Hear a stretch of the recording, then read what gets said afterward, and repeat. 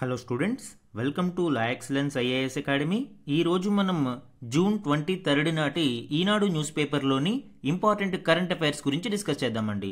అలానే June 22 Sunday నాటి important articles కూడా కవర్ చేద్దాం. బిఫోర్ దట్ మనము ప్రీవియస్ క్లాస్లోని క్వశ్చన్ ఆఫ్ ద డే గురించి చూద్దాము. క్యూఎస్ ప్రపంచ ర్యాంకింగ్స్ 2026కు సంబంధించి ఈ క్రింది ప్రకటనలను పరిగణించండి. మనము లాస్ట్ క్లాస్లో ఈ QS world rankings of universities గురించి డిస్కస్ చేయడం జరిగింది. ఆ కంటెక్స్లో ఇక్కడ రెండు స్టేట్మెంట్స్ని నేను ఫ్రేమ్ చేసి ఇచ్చానండి. స్టేట్మెంట్ 1 చూడండి. దీనిని క్వాక్వరెల్లి సైమండ్స్ ఏటా ప్రచురిస్తుంది. ఎస్, దీనిని క్వాక్వరెల్లి సైమండ్స్ అనే సంస్థ ప్రతి ఏటా యూనివర్సిటీస్ యొక్క ర్యాంకింగ్స్ని ప్రచురిస్తూ ఉంటుంది. కాబట్టి ఫస్ట్ స్టేట్మెంట్ ఇక్కడ కరెక్ట్ మనకి. సెకండ్ వన్ చూడండి. భారతదేశం ఇప్పుడు యుఎస్ఏ, యూకే మరియు చైనా, జపాన్ తర్వాత అత్యధికంగా ప్రాతినిధ్యం వహిస్తున్న 5వ దేశం. యాక్చువల్గా ఇక్కడ డేటాని చూస్తే యుఎస్ఏ 192 యూనివర్సిటీస్తో ఫస్ట్ ప్లేస్లో ఉంది, అండ్ యూకే 90 యూనివర్సిటీస్తో సెకండ్ ప్లేస్లో ఉంది, చైనా 72 యూనివర్సిటీస్తో థర్డ్ ప్లేస్లో ఉంది. టాప్ 3 కరెక్ట్గానే ఇచ్చాను ఇక్కడ. అండ్ జపాన్ అనేది ఇక్కడ రాంగ్ అండి. జపాన్ అనేది 58 యూనివర్సిటీస్ లేవు. ఇక్కడ 4th ప్లేస్లో ఇండియా ఉంది, 5th ప్లేస్ కాదు. కాబట్టి సెకండ్ స్టేట్మెంట్ అనేది రాంగ్ అవుతుంది. ఆన్సర్ ఏమవుతుందండి? ఇక్కడ ఇన్కరెక్ట్ స్టేట్మెంట్ గురించి, సరికానివి గురించి అడగడం జరిగింది. కాబట్టి ఇక్కడ wrong statement B 2 only is the correct answer మనకి. ఈరోజు ఈనాడు న్యూస్ పేపర్లోని important topics to be covered మనం చూస్తే ఫస్ట్ వన్, రణరంగంలోకి అమెరికా. ఇజ్రాయెల్ ఇరాన్ వార్లోకి అమెరికా అఫీషియల్గా ఎంటర్ అవ్వడం జరిగింది. ఇరాన్ యొక్క ప్రధాన అణు కేంద్రాల మీద అమెరికా దాడులు చేసింది. కాబట్టి ఫ్యూచర్లో ఈ కోర్స్ ఆఫ్ వార్ అనేది ఎటువైపు టర్న్ తీసుకుంటుంది అనేది చూద్దాము. ఇది ఇంటర్నేషనల్ రిలేషన్స్లో ఇంపార్టెంట్. సెకండ్ వన్, డిజిటల్ రికార్డులు రైతుకు సిరులు. ఈ ఆర్టికల్లో ముఖ్యంగా digitalization of agriculture, especially Kisan Pehchan Patra మరియు అగ్రి స్టాక్ లాంటి నూతన డిజిటల్ విధానాలని ప్రోత్సహించడం ద్వారా రైతుకు మరింత మేలు చేకూర్చడానికి ఇక్కడ అవకాశం ఏర్పడుతుందని డిస్కస్ చేయడం జరిగింది. ఇది ఎకానమీ, ఎస్పెషల్లీ అగ్రికల్చర్ టాపిక్లో ఇంపార్టెంట్ అండి. థర్డ్ వన్, దేశంలోనే సగం విద్యుత్ ఉత్పత్తి శిలాజేతర ఇంధనం నుంచే, నాన్ ఫాజిల్ ఫ్యూయల్స్ నుంచి మనకి 50% ఆఫ్ పవర్ జనరేషన్ అనేది మనము సాధించాము. దీనికి సంబంధించిన కీలక గణాంకాలను ఈ ఆర్టికల్ ఇవ్వడం జరిగింది. ఇది ఎనర్జీ మేనేజ్మెంట్ అలానే సైన్స్ అండ్ టెక్నాలజీ టాపిక్స్లో ఇంపార్టెంట్. ఫోర్త్ వన్, తూర్పు నౌకాదళంలో చేరిన ఐఎన్ఎస్ నీలగిరి. రీసెంట్గా అనేక ఇండియన్ నేవల్ షిప్స్ అనేవి ఇండియన్ నేవీలోకి జాయిన్ అవుతూ ఉన్నాయి, కమిషన్ అవుతూ ఉన్నాయి. దీనికి సంబంధించిన కీలక డీటెయిల్స్ ఇక్కడ చూద్దాము. ఇది డిఫెన్స్ టెక్నాలజీలో ఇంపార్టెంట్. ఫిఫ్త్ వన్, డిజిటల్ మోసాల నిరోధానికి ఆర్బీఐ ప్లాట్ఫామ్. డిజిటల్ చెల్లింపులలో ఈ మోసాలని నిరోధించడానికి reserve bank of India digital payment intelligence platform అనే ఒక డిజిటల్ పబ్లిక్ ఇన్ఫ్రాస్ట్రక్చర్ని లాంచ్ చేస్తూ ఉంది. దీనికి సంబంధించి ఇది ఎకానమీ మరియు సైన్స్ అండ్ టెక్నాలజీస్లో ఇంపార్టెంట్. ఇవే కాకుండా ఈరోజు Eenadu news పేపర్లోని other important current అఫైర్స్ని గురించి కూడా డిస్కస్ చేద్దామండి. ఈరోజు మన ఫస్ట్ ఆర్టికల్ చూడండి. రణరంగంలోకి అమెరికా, ఇరాన్ అణు కేంద్రాలపై శక్తివంతమైన B-2 బాంబర్లతో దాడి, ఆపరేషన్ మిడ్ నైట్ హ్యామర్ పేరుతో దాడులు. మనము చాలా క్లాసెస్లో ఈ ఇరాన్ ఇజ్రాయెల్ వార్ గురించి డిస్కస్ చేస్తూ ఉన్నాము. ముఖ్యంగా ఇరాన్ యొక్క అణు శుద్ధి కార్యక్రమానికి సంబంధించి దానిని ఒక రీజన్గా చెప్తూ ఇజ్రాయెల్ ఇరాన్ అణు కేంద్రాల మీద దాడులు చేసింది అని మనం డిస్కస్ చేసాము.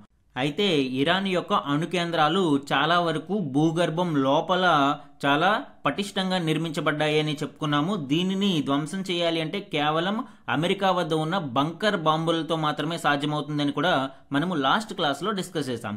ఇప్పుడు అమెరికా అఫీషియల్గా ఈ ఇజ్రాయెల్ ఇరాన్ వార్లోకి ఎంటర్ అవ్వడము, అలానే ఇరాన్ యొక్క ఫోర్డో అణుశుద్ధి కేంద్రంపై బంకర్ బస్టర్ బాంబులతో దాడి చేయడము ఇక్కడ మనం చూసాము. అలానే నతాంజ్, ఇస్ఫహాన్లపై తొమహాక్ క్షిపణులతో, ఈ అణు కేంద్రాలపై తొమహాక్ క్షిపణులతో దాడి చేసింది. సో ఈ విధంగా అమెరికా ఇరాన్ యొక్క పలు అణు కేంద్రాల మీద దాడి చేయడం మనం ఇక్కడ చూడవచ్చు. ఈ బంకర్ బస్టర్ బాంబులు అంటే ఏంటి? లాస్ట్ క్లాస్లో కూడా మనం చెప్పుకున్నాము. ఈ బంకర్ బస్టర్ బాంబులతో దాడి చేయడంతో ఫోర్డో అణు కేంద్రం వద్ద ఏర్పడిన రంధ్రాలను ఇక్కడ చూడవచ్చు. ఇక్కడ పైనుంచి ఇలా నేలను తొలుచుకుంటూ వెళ్లే ఈ బాంబులు లోపల విస్ఫోటనం సృష్టిస్తాయి. తద్వారా భూగర్భంలో రహస్యంగా నిర్మించిన బంకర్లని ఇవి పేల్చిగలిగే సామర్థ్యాన్ని కలిగి ఉంటాయి. అందుకే వీటిని బంకర్ బస్టర్ బాంబులు అని పిలుస్తారు. బంకర్ని విధ్వంసం చేసే బాంబుల్ని కాబట్టి వీటిని బంకర్ బస్టర్ బాంబులు అంటారు. అమెరికా ఈ దాడిలో GBU-57 అనే మోడల్ బాంబ్స్ని సుమారు 13,500 కేజీల బాంబ్స్ని ఈ దాడికి వినియోగించడం మనం ఇక్కడ చూడవచ్చు. ఇరాన్ ఈ దాడికి స్పందించింది. అలానే ఇజ్రాయెల్ మీద 40 క్షిపణులతో విరుచుకుపడింది. అదేవిధంగా యుఎస్ దాడి చేసిన ఈ అణు కేంద్రాలలో ముఖ్యంగా ఫోర్డో అణు కేంద్రం నుంచి యురేనియంని ముందుగానే తరలించాము అని, అలానే ఇరాన్ యొక్క అణు కార్యక్రమాన్ని నిలిపివేసే ప్రసక్తే లేదు అని ఇరాన్ స్పష్టం చేయడం మనం చూడవచ్చు. నెక్స్ట్ ఆర్టికల్ చూడండి, ఇరాన్ అణు కేంద్రాలపై దాడి ఎంత ప్రమాదకరం. ఇక్కడ మనము ఇరాన్ యొక్క అణు కేంద్రాల మీద ఇజ్రాయెల్ మరియు రీసెంట్గా అమెరికా దాడులు చేస్తూ ఉండడం చూసాము. అయితే ఎందుకు ఇరాన్ అణు కేంద్రాల మీద ఈ దేశాలు దాడులు చేస్తున్నాయి, అలానే దీని వలన కలిగే పర్యావసనాలతో ఎంత ప్రమాదకరమైన పరిస్థితులు ఏర్పడతాయనేది ఇక్కడ చూద్దాం. అసలు ఈ అణు శుద్ధి కార్యక్రమం న్యూక్లియర్ ఎన్రిచ్మెంట్ గురించి ఇక్కడ చూస్తే ప్రకృతిలో మనకి యురేనియం 2 రకాల ఐసోటోప్లలో లభిస్తుంది. ఒకటి యురేనియం 238, 2 యురేనియం 235. మనకి ప్రకృతిలో ముడి యురేనియంలో లభించేది 99.3% ఈ యురేనియం 238 మాత్రమే ఉంటుంది. యురేనియం 235 అనేది కేవలం 0.7% మాత్రమే ఉంటుంది. అయితే మనకి అణు విద్యుత్కైనా అణు బాంబుల తయారీకైనా యురేనియం 235 ఐసోటోప్ మాత్రమే ఉపయోగపడుతుంది. కాబట్టి న్యూక్లియర్ ఎన్రిచ్మెంట్ అణుశుద్ధి కార్యక్రమం ద్వారా ఈ యురేనియం 235ని శుద్ధి చేస్తూ దానిని ఎన్రిచ్ చేస్తారు. యురేనియం ఎన్రిచ్మెంట్ కోసం న్యాచురల్ యురేనియంని ముందు యురేనియం హెక్సాఫ్లోరైడ్ అనే వాయు రూపంలోకి మారుస్తారండి. సో ఈ యురేనియం హెక్సాఫ్లోరైడ్ని సెంట్రిఫ్యూగల్ ఫోర్సెస్ని ఉపయోగించి 2 ఐసోటోప్లని విడదీస్తారు. ఇక్కడ మనము చూడండి, లో ఎన్రిచ్డ్ అంటే for example 3 to 5% uranium 235 enriched అయితే లో ఎన్రిచ్డ్ అంటాము. ఇది కమర్షియల్ న్యూక్లియర్ పవర్ ప్లాంట్స్ లో ఉపయోగిస్తారు. మనకి అణు విద్యుత్ కేంద్రాలు ఏవైతే ఉన్నాయో వాటిలో మనకి అవసరమయ్యేది ఏంటండి 5% యురేనియం 235 మాత్రమే. కాబట్టి ఈ ఎన్రిచ్డ్ 5% ఉంటే సరిపోతుంది. హై ఎన్రిచ్డ్ అని వేటిని అంటారు, 20% యురేనియం 235 ఉండే వాటిని మనము హై ఎన్రిచ్డ్ అని పిలుస్తాము. అయితే వెపన్ గ్రేడ్ అణు ఆయుధాల తయారీకి మాత్రం 90% యురేనియం 235 అయితే అవసరం అవుతుంది. ఈ ప్రాసెస్ని ఇజ్రాయెల్ ఇరాన్ వార్ కాంటెక్స్లో మనం చూసినప్పుడు ఇరాన్ ఏం చెప్తుంది, మేము కేవలం విద్యుత్ ఉపయోగానికి మాత్రమే అంటే కేవలం 5% లో ఎన్రిచ్డ్ యురేనియంని మాత్రమే వినియోగిస్తున్నాము, మా అణుశుద్ధి కార్యక్రమం కేవలం 5% ఎన్రిచ్మెంట్ ప్రాసెస్ కోసం మాత్రమే అని చెప్తుంది. కానీ ఇజ్రాయెల్ ఏమని ఆరోపిస్తుంది, ఈ అణు కార్యక్రమం ద్వారా ఇరాన్ అణ్వాయుధాలను తయారు చేయడానికి సిద్ధమవుతుంది అని చెప్తుంది. ఇక్కడ మనం చూస్తే 5% నుంచి 90%కి తీసుకురావడానికి ఎక్కువ ఎఫర్ట్స్ అవసరం లేదు.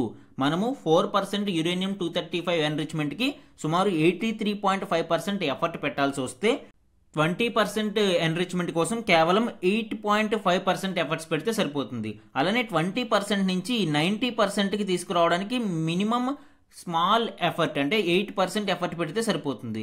కాబట్టి ఇక్కడ మనము 4%కి రీచ్ అవ్వడానికే ఎక్కువ ఎఫర్ట్స్ పెట్టాల్సి వస్తుంది. ఇక్కడ నుంచి మనము 90%కి ఈజీగా ఎన్రిచ్మెంట్ చేయగలుగుతాం.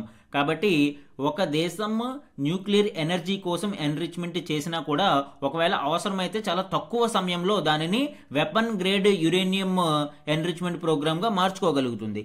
కాబట్టి అమెరికా మరియు ఇజ్రాయెల్ ఇరాన్ యొక్క అణు కేంద్రాల మీద దాడులు చేస్తూ ఉన్నాయి. అయితే న్యూక్లియర్ చైన్ రియాక్షన్ స్టార్ట్ అవనంత వరకు కూడా ఈ అణుశుద్ధి నిల్వల మీద బాంబులను ప్రయోగించి విచ్ఛిన్నం చేసినా కూడా ఎక్కువ స్థాయి రేడియేషన్ అనేది జరగదు. న్యూక్లియర్ రియాక్టర్ బ్లాస్ట్ అయినప్పుడు కానీ లేదా అణుబాంబు విస్ఫోటనం చెందినప్పుడు కానీ జరిగే ప్రమాదం అంతా ఇక్కడ ఇలాంటి సందర్భాలలో జరగదు.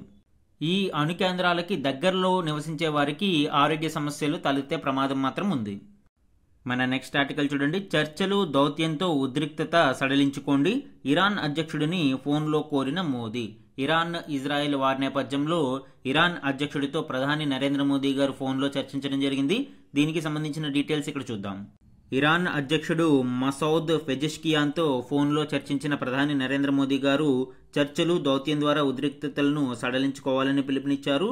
ప్రస్తుత దాడులను ఆపేయాలి అని, శత్రుత్వాన్ని తగ్గించుకోవాలి అని మోదీ ఈ సందర్భంగా కోరారు. ఇక్కడ వన్ మోర్ ఇంపార్టెంట్ పాయింట్ చూడండి, భారతీయులని ఇరాన్ నుంచి క్షేమంగా తీసుకురావడంలో పెజెష్కియాన్ అందిస్తున్న నిరంతర సహకారానికి మోదీ కృతజ్ఞతలు తెలిపారు. మనము ఆపరేషన్ సింధు పేరుతో ఈ ఎవాక్యుయేషన్ ప్రక్రియని చేపట్టడం జరిగింది. ఈ ఇరాన్ యుద్ధ వాతావరణంలో చిక్కుకుపోయిన భారతీయులను రక్షించి అక్కడి నుంచి తరలించడానికి ఈ ఆపరేషన్ సింధూని భారత ప్రభుత్వం లాంచ్ చేసింది. ఆపరేషన్ సింధూర్ భారత్ పాక్ యుద్ధ వాతావరణం నేపథ్యంలో ఆపరేషన్ సింధు మాత్రం ఈ ఇరాన్ నుంచి భారతీయుల్ని తరలించడానికి చేపట్టిన ఆపరేషన్. అలానే ఇటీవలి కాలంలో ఇలాంటి అనేక ఆపరేషన్స్ ని మనము చేపట్టాము. ఆపరేషన్ కావేరి సౌత్ సూడాన్ లో చిక్కుకున్న భారతీయులను తరలించడానికి, అలానే ఆపరేషన్ గంగా ఉక్రెయిన్ వార్ నేపథ్యంలో అక్కడి నుంచి భారతీయుల్ని తరలించడానికి ఆపరేషన్ గంగా, ఇలాంటి అనేక ఆపరేషన్స్ ని మనము చేపట్టాం. మన నెక్స్ట్ ఆర్టికల్ చూడండి, డిజిటల్ రికార్డులు రైతుకు సిరులు. ఈ ఆర్టికల్ ముఖ్యంగా కేంద్ర వ్యవసాయ శాఖ లాంచ్ చేసిన డిజిటల్ అగ్రికల్చర్ మిషన్ గురించి, అందులోని ముఖ్యమైన భాగాలైన అగ్రి స్టాక్ అలానే కిసాన్ పెహచాన్ పత్రాల గురించి వివరించడం జరుగుతుంది.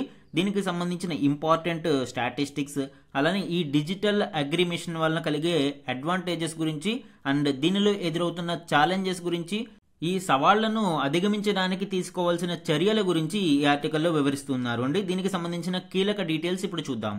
భారతదేశంలో వ్యవసాయ రంగంలో సమూల మార్పుల కోసం మరియు ఈ శాస్త్ర సాంకేతికతలను వ్యవసాయ రంగంలో ఉపయోగించుకోవడం కోసం డిజిటల్ అగ్రికల్చర్ మిషన్ ని 2817 కోట్ల రూపాయలతో, సుమారు 2817 కోట్ల రూపాయలతో ఇక్కడ ఈ మిషన్ ని లాంచ్ చేయడం జరిగింది.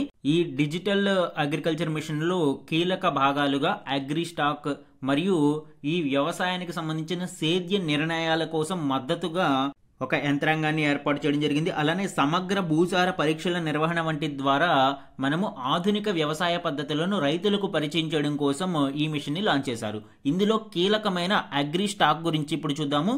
ఈ అగ్రి స్టాక్ అనేది రైతులు నేరుగా ఉపయోగించుకునే డిజిటల్ పబ్లిక్ ఇన్ఫ్రాస్ట్రక్చర్. అంటే ఎవరైనా దీనిని ఒక యాప్ రూపంలో కానీ ఒక వెబ్సైట్ రూపంలో కానీ వీటిని ఉపయోగించుకోవచ్చు. ఇందులో 3 కీలక భాగాలు ఉంటాయి. ఒకటి ఫార్మర్స్ రిజిస్ట్రీ, దీనిలో రైతులకు సంబంధించిన యూనిక్ ఇన్ఫర్మేషన్ ఇట్లాంటిది ఉంటుంది. అలానే జియో రెఫరెన్స్డ్ విలేజ్ మ్యాప్స్, గ్రామాలలో భూములను ఖచ్చితంగా గుర్తించాలనే ఉద్దేశంతో ఈ జియో రెఫరెన్స్డ్ విలేజ్ మ్యాప్స్ ని తీసుకురావడం జరుగుతుంది. అలానే క్రాప్ సోన్ రిజిస్ట్రీ, అంటే పంట విస్తీర్ణానికి సంబంధించిన రిజిస్ట్రీని ఈ అగ్రి స్టాక్ లో భాగంగా చేస్తారు. ఈ విధంగా ఈ 3 కీలక అంశాలతో ఈ అగ్రి స్టాక్ అనే డిజిటల్ పబ్లిక్ ప్లాట్ఫామ్ అనేది డిజైన్ చేయబడింది.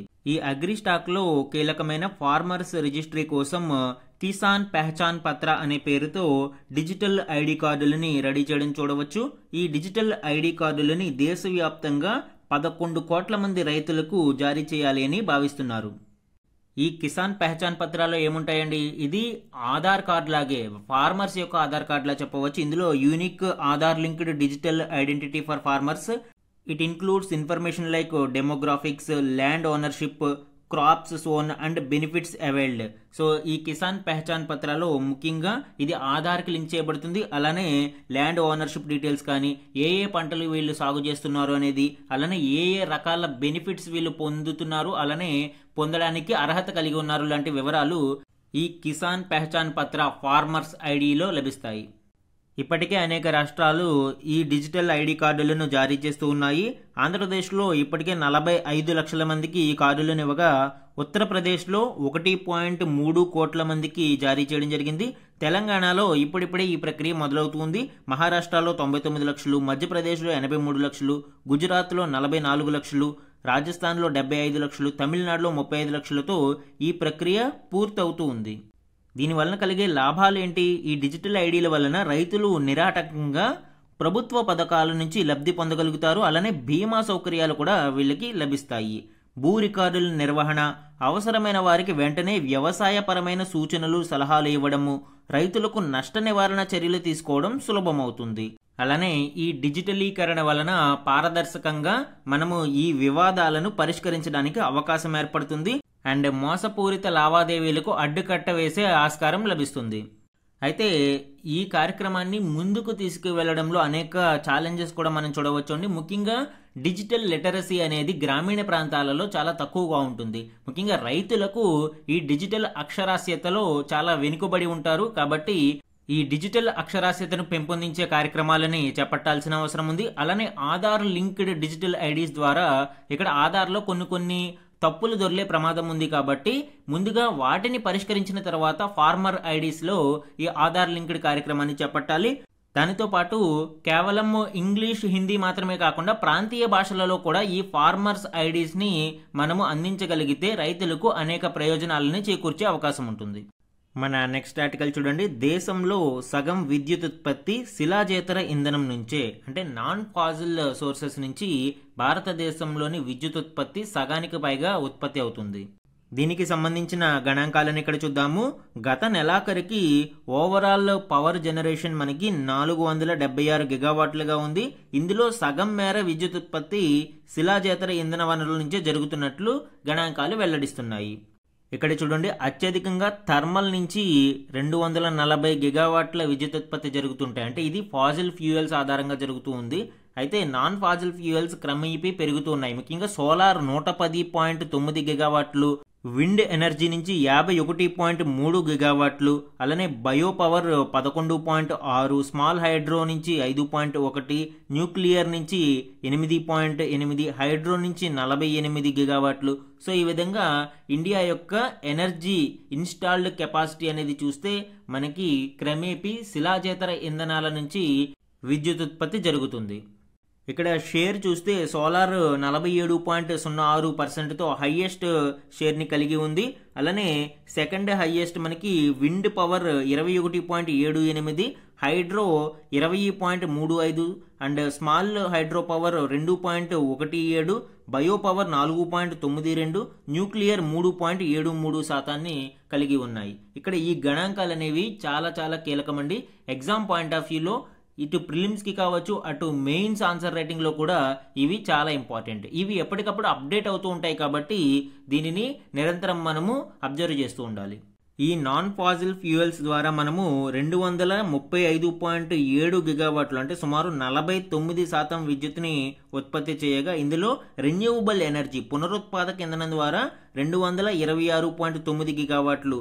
అయితే అణు ఇంధనం అనేది నాన్ ఫాజిల్ ఫ్యూయల్ అయినా కానీ రెన్యూవబుల్ ఎనర్జీ కాదు. కాబట్టి ఈ న్యూక్లియర్ ఎనర్జీ అనేది 8.8 గిగావాట్లుగా విద్యుత్తుని మనం ఇక్కడ చూడవచ్చు. 2030 నాటికి మన టార్గెట్ ఎంతండి? 500 గిగావాట్ల రెన్యూవబుల్ ఎనర్జీ పునరుత్పాదక ఇంధన ఉత్పత్తి లక్ష్యాన్ని మనము ఇక్కడ ఏర్పాటు చేసుకోవడం జరిగింది. ప్రస్తుతం మనము 226.9 గిగావాట్లు, అంటే సగానికి దగ్గరగా వచ్చాం మనం. ఇటీవల ఎన్డీఏ గవర్నమెంట్ 11 సంవత్సరాలు పూర్తి చేసుకున్న నేపథ్యంలో ఎనర్జీ సెక్టార్లో ఏ విధమైన ప్రోగ్రెస్ ఇక్కడ లభించింది అనేది గణాంకాలు ఇవ్వడం జరిగింది అండి.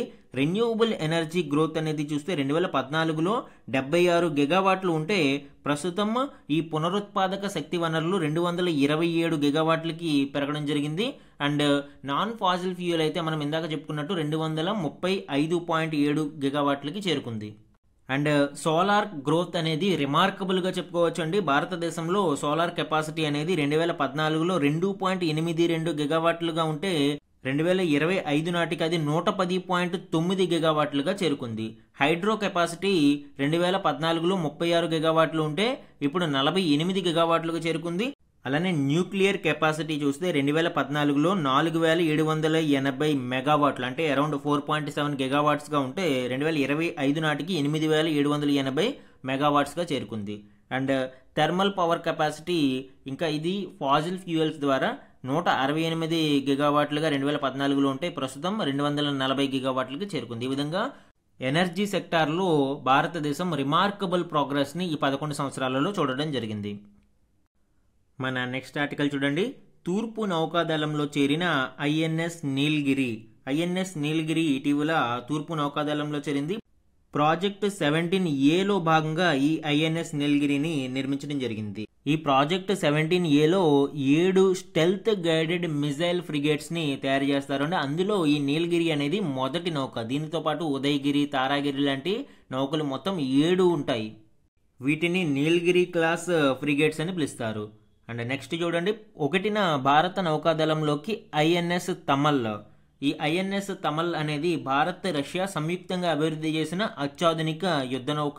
ఇది నెక్స్ట్ మంత్ జూలై 1న భారత నౌకాదళంలోకి చేరబోతుంది. ఈ ఐఎన్ఎస్ తమల్ కూడా ఒక స్టెల్త్ ఫ్రిగేట్ అండి. ఇది ఇండియా, రష్యా 2016లో ఇలాంటి స్టెల్త్ ఫ్రిగేట్స్ 4 తయారు చేయడానికి ఒప్పందం కుదుర్చుకున్నాయి. దీనిలో భాగంగా ఈ ఐఎన్ఎస్ తమల్ అనేది సెకండ్ వన్. ఫస్ట్ మనకి ఐఎన్ఎస్ తుషిల్ని ఆల్రెడీ 2024లో భారత నౌకాదళంలో చేర్చడం జరిగింది. అలానే రీసెంట్గా ఐఎన్ఎస్ అర్నాల్ గురించి కూడా మనం డిస్కస్ చేయడం జరిగింది. Anti submarine warfare shallow water craft, India's first indigenously built ఈ వాటర్ క్రాఫ్ట్గా చెప్పవచ్చు. ఈ ఐఎన్ఎస్ అర్నాల్, ఐఎన్ఎస్ తమల్, ఐఎన్ఎస్ నీలగిరి ఇవన్నీ ఎగ్జామ్ పాయింట్ ఆఫ్ వ్యూలో ఇంపార్టెంట్ అండి. మన నెక్స్ట్ ఆర్టికల్ చూడండి. డిజిటల్ మోసాల నిరోధానికి ఆర్బీఐ ప్లాట్ఫామ్. ఆర్బీఐ డిజిటల్ చెల్లింపులలో మోసాన్ని అరికట్టడం కోసం ఒక నూతన డిజిటల్ పబ్లిక్ ఇన్ఫ్రాస్ట్రక్చర్ని లాంచ్ చేయబోతుంది. దానికి డిజిటల్ పేమెంట్స్ ఇంటెలిజెన్స్ ప్లాట్ఫామ్గా ప్రభుత్వ మరియు ప్రైవేటు రంగ బ్యాంకులు అభివృద్ధి చేయనున్నాయి. ఈ డిజిటల్ పేమెంట్ ఇంటెలిజెన్స్ ప్లాట్ఫామ్ అనేది టు కాంబాట్ డిజిటల్ ఫ్రాడ్స్ని అరికట్టడం కోసం ఆర్బీఐ లాంచ్ చేస్తుంది. A tech driven platform using AI machine learning to monitor, analyse and secure digital payment transactions in real టైంలో ఈ డిజిటల్ ట్రాన్సాక్షన్స్ని మానిటర్ చేయడం కోసం, అనలైజ్ చేయడం కోసం, అలానే వీటిని సెక్యూర్గా ఈ డిజిటల్ ట్రాన్సాక్షన్స్ని నిర్వహించడం కోసం ఈ ప్లాట్ఫామ్ అనేది ఉపయోగపడుతుంది. ముఖ్యంగా దీని కీ ఫీచర్స్ చూస్తే రియల్ టైం డేటా అనాలిసిస్ కావచ్చు, enhanced security, automatic balance top-up లాంటివి ఈ డిజిటల్ ఇంటెలిజెన్స్ ప్లాట్ఫామ్ నిర్వహిస్తుంది. ఈ ప్లాట్ఫామ్ని అభివృద్ధి చేయడానికి అవసరమైన ఆపర్చునిటీస్ని ఎక్స్ప్లోర్ చేయడం కోసం శ్రీ ఏపీ హోతా ఆధ్వర్యంలో ఒక కమిటీని ఏర్పాటు చేయడం జరిగింది. సో ఈ కమిటీ నేమ్ కూడా ఇంపార్టెంట్ అండి. మన నెక్స్ట్ ఆర్టికల్ చూడండి. 2 గిన్నీస్ మరియు 21 వరల్డ్ బుక్ రికార్డులు. అంతర్జాతీయ యోగా దినోత్సవాన్ని మనము ఇటీవల విశాఖపట్నంలో చాలా భారీ స్థాయిలో నిర్వహించడం జరిగింది. ఇక్కడ ఇందులో భాగంగా 2 గిన్నీస్ మరియు 21 వరల్డ్ బుక్ రికార్డులు నెలకొల్పబడ్డాయి.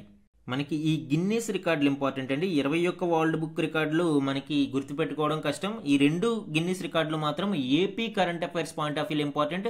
అలానే ఈ ఇయర్ ఇంటర్నేషనల్ యోగా డే అనేది 2 తెలుగు రాష్ట్రాల ఎగ్జామ్స్లోనే ఇంపార్టెంట్. అలానే 2025 ఇంటర్నేషనల్ యోగా డేకి సంబంధించిన థీమ్ ఇంపార్టెంట్ అండి. Yoga for one earth one health అనే థీమ్తో మనము ఈ కార్యక్రమాన్ని నిర్వహించాం. ఈ గిన్నిస్ రికార్డ్స్ గురించి ఇక్కడ చూస్తే ఒకే వేదికపై ఎక్కువ మంది ప్రజలు యోగా సాధన, సుమారు 3,01,05 మందితో ఇక్కడ ఈ యోగా రికార్డ్ అనేది సాధించడం జరిగింది. అలానే సెకండ్ రికార్డు చూస్తే ఒకే వేదికపై ఎక్కువ మంది సూర్య నమస్కారాల ప్రదర్శన, అరౌండ్ 22,000 ఇక్కడ ఈ సూర్య నమస్కారాల కోసం పార్టిసిపేట్ చేయడం జరిగింది. ఈ విధంగా ఈ 2 గిన్నిస్ వరల్డ్ రికార్డులు మనకి ఇంపార్టెంట్ అండి. నెక్స్ట్ వన్, ఈ రోజు ఈనాడు న్యూస్ పేపర్లోని some important one liner current అఫైర్స్ని చూద్దాము. అలానే సాటర్డేకి సంబంధించిన కొన్ని ఇంపార్టెంట్ కరెంట్ అఫైర్స్ ఉన్నాయండి, అవి కూడా ఇక్కడ చూద్దాము. First one, small satellite launch vehicle SSLVకి సంబంధించిన సాంకేతికత బదిలీ బిడ్ను హిందుస్థాన్ ఏరోనాటిక్స్ సంస్థ దక్కించుకుంది. అంటే ఇప్పుడు ప్రైవేటైజేషన్లో భాగంగా భారతదేశం ఈ ట్రాన్స్ఫర్ ఆఫ్ టెక్నాలజీ ఇస్రో చేపడుతూ ఉంది అండి. ఈ బదిలీ ఒప్పందం కింద SSLVని HAL స్వతంత్రంగా నిర్మించి వాణిజ్యీకరణ చేసుకోవచ్చు. వచ్చే 2 ఏళ్లలో 2 ప్రోటోటైప్ రాకెట్ల నిర్మాణానికి హిందుస్థాన్ ఏరోనాటిక్స్ లిమిటెడ్కి ఇస్రో సహకారం అందిస్తుంది. ఆల్రెడీ అంతరిక్ష రంగంలో అంకురాలైన Skyroot Aerospace, Agnikul Cosmos తర్వాత రాకెట్ల తయారీలోకి అడుగుపెడుతున్న 3వ కంపెనీగా ఈ హిందుస్థాన్ ఏరోనాటిక్స్ లిమిటెడ్ అనేది నిలుస్తుంది. నెక్స్ట్ ఇంపార్టెంట్ వన్ చూడండి. రైతు సంక్షేమం కోసం గత 18 నెలలలో నిధుల వ్యయం వివరాలను తెలంగాణ ప్రభుత్వం రైతు రాజ్యం పేరిట నివేదికగా విడుదల చేసింది. రాష్ట్రంలో కాంగ్రెస్ ప్రభుత్వం ఏర్పడ్డాక వ్యవసాయ రంగం, రైతుల సంక్షేమానికి అమలు చేసిన పథకాలకు సుమారు 1.04 లక్షల కోట్లు వెచ్చించినట్లు ఈ నివేదికలో వెల్లడించింది.